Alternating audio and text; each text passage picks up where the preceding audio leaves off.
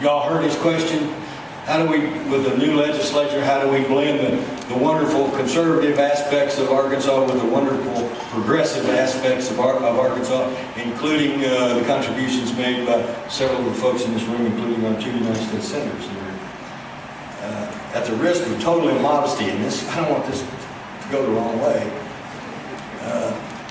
Follow me. I sound like Dale Williams, didn't I? I told you he's my mentor. Seriously, and it's not just me. I think my approach to this is like mainstream Arkansas. We're fairly conservative, the majority of us, when it comes to money. When it comes to the fiscal nature of our state, we are fairly conservative. We watch our P's and Q's. Most of us grew up relatively poor. And I say that relatively. But even those that didn't grow up relatively poor, my favorite ones, and I used to call Bill Watney my favorite Kennedy Democrat. He's born rich and he still cared about the poor folks.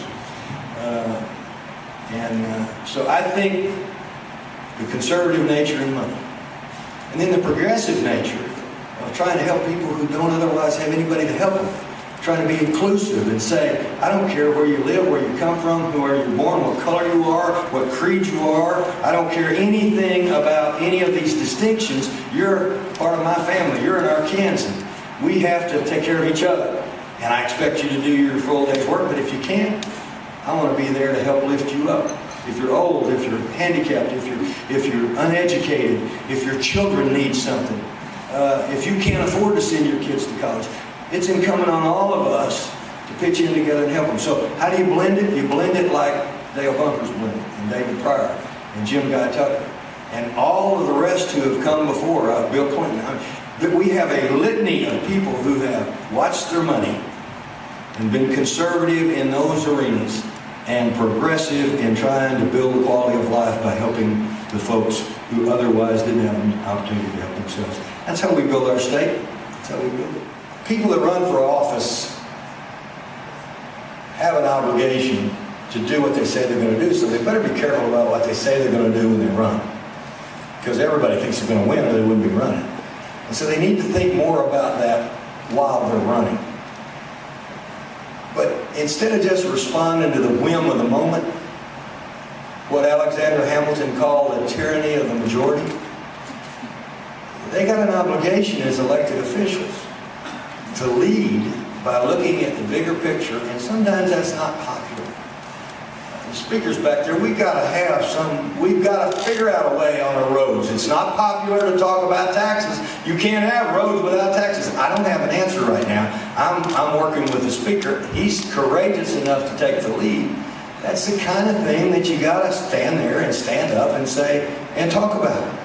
These tax cuts, everybody wants tax cuts. I love tax cuts. I would argue with these two guys sitting here, nobody's ever cut more taxes in Arkansas than I have as governor. Now, I didn't do it. The legislature had to do it. They had to vote on it. I can promise you they wouldn't have done it if I hadn't urged, begged, cajoled, suggested, etc. So I got credibility when it talks about tax cuts, but you can't just go willy-nilly cutting taxes without thinking about the ramifications of that and without thinking about who it hurts if you don't cut them in a responsible fashion. We got people running around here talking about wanting to cut taxes without regard to the ramifications. Oh, everybody talks about waste. Oh, that's good. We can just cut out the waste. Yeah, right. Democrats or Republicans alike would get elected forever if they could convince their voters that they'd gotten rid of all the waste. So everybody's looking for waste. They've been looking for waste since, well, forever. So we have to be honest and we have to be specific. And if we're going to cut taxes, we have to understand that there are ramifications for that, to be honest. Those are some of the top things I think we need to be doing. I will tell you this, I don't like the fact that we're climbing so many of these ladders on the backs of other people going the other way. Other states going down. I mean, I'm happy that we're passing them. I wish we'd be passing even more of them because we're going even higher rather than them going down. That's part of it.